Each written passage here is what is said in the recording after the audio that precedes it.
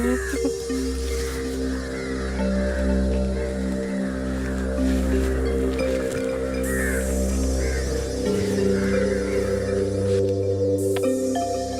മോളെ ചേട്ടനെ കണ്ടിട്ടൊരു മൈൻഡ് ഇല്ലാത്തത്?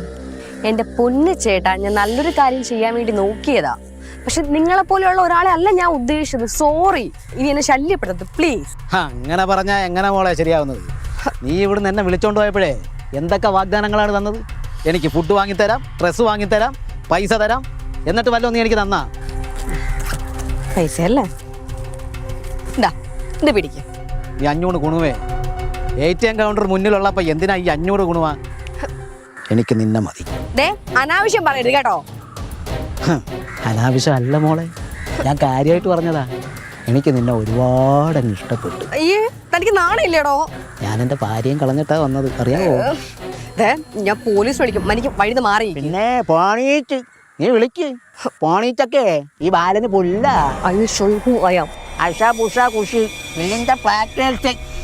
ഇംഗ്ലീഷ് എനിക്കും അറിയാം, ഇംഗ്ലീഷൊക്കെ. എത്താൻ വഴുത് മാറിയിക്കണം. എപ്പോട്ടാ പോണ്? ഞാൻ കൂവി വിളിക്കും. നീ കൂവേ എന്ത് വേണമെങ്കിലും നീ ചെയ്തോ. നീ ആരെ വേണമെങ്കിലും വിളിക്കേ.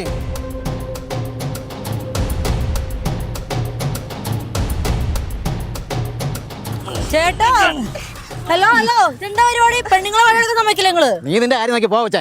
ഡയലോഗിന്റെ കൈവിട്ടെ. വിട്ടില്ലെങ്കിൽ നീ എന്തോ ചെയ്യടി മറ്റേ മോളെ?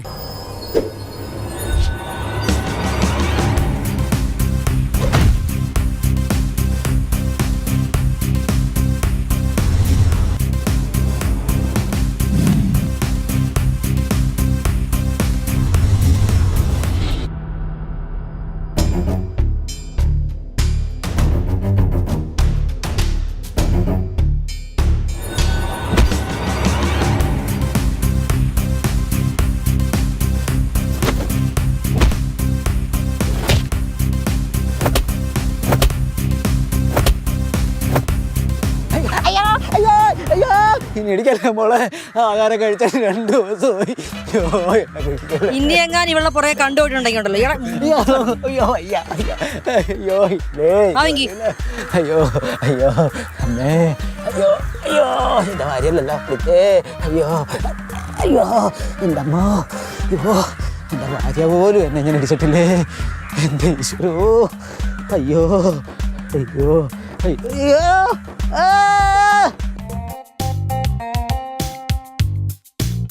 മോളെ ഒറ്റയ്ക്ക് അവനെ ഇടിച്ചാ? പിന്നല്ലാണ്ട്. അങ്കിളെ, ഞാൻ കോളേജ് ടൈമിൽ ബോക്സറായിരുന്നു. ആണോ? ആ, ഓട്ടുകൈ അങ്ങനെ തന്നെ വേണം. ശരി അങ്കിളെ. പെമ്പിള്ളേരൊന്നും പഴയ പെമ്പിള്ളേരല്ല, ഇപ്പൊ എല്ലാ ആണുങ്ങളെ നെഞ്ചത്ത് തന്നെ. എന്നാൽ കണ്ടനം കിട്ടേണ്ടത് അവൻ അത്യാവശ്യമായിരുന്നു.